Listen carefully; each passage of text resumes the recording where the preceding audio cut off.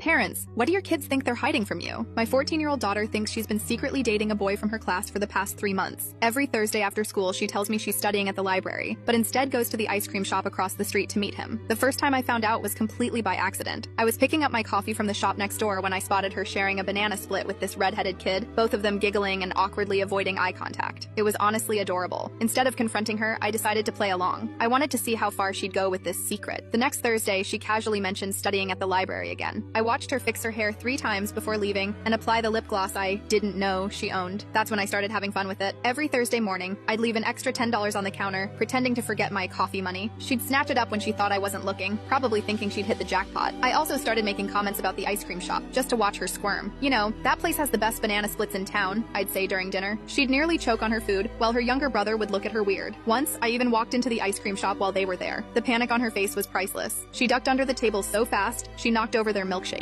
The poor boy just sat there, covered in vanilla shake, looking absolutely terrified. I pretended not to notice and ordered my ice cream to go. The best part was watching her try to explain why she smelled like vanilla when she got home. The library got new air fresheners, she said, completely straight-faced. I nodded seriously and said, must be expensive ones. They smell just like the ice cream shop's homemade vanilla. She started getting creative with her cover-ups. She'd bring old library books from her room to show me what she'd checked out. Once, she even made a fake library card that looked like it was made with construction paper and clear tape. The funniest incident was when she came home with ice cream stains on her shirt. Without missing a beat, she launched into this elaborate story about how someone at the library had smuggled in a sundae and spilled it. You wouldn't believe how strict they are about food in there now, Mom, she said earnestly. I decided to step up my game. I started leaving brochures for the ice cream shop on the kitchen table. They're having a Thursday special, I'd mentioned casually. Buy 1 banana split, get another half off. Perfect for studying sessions. She'd get this deer in headlights look every time, but would quickly recover. That's nice, she'd say, voice slightly higher than normal. But you know I'm lactose intolerant. She's never been lactose intolerant in her life. Last week, she came home with a permission slip for a library study group that meets every Thursday. The form looked suspiciously like it was written in the same handwriting as her English homework. I signed it without comment, watching her try to hide her victorious smile. Yesterday was the cherry on top. I ran into the boy's mother at the grocery store. Before I could say anything, she launched into this whole story about how her son is finally taking his studies seriously with his Thursday library sessions. We both kept straight faces, but I could see her trying not to laugh. I'm still waiting for my daughter to come clean. Meanwhile, I've started a collection of all her fake permission slips, library cards, and elaborate excuses. I plan to frame them and give them to her on her wedding day. Maybe by then, she'll finally admit that the library's new air fresheners were actually just ice cream all along. But the real kicker? Last night at dinner, she casually mentioned that the library is thinking of installing an ice cream vending machine. You know, for brain food, she explained seriously.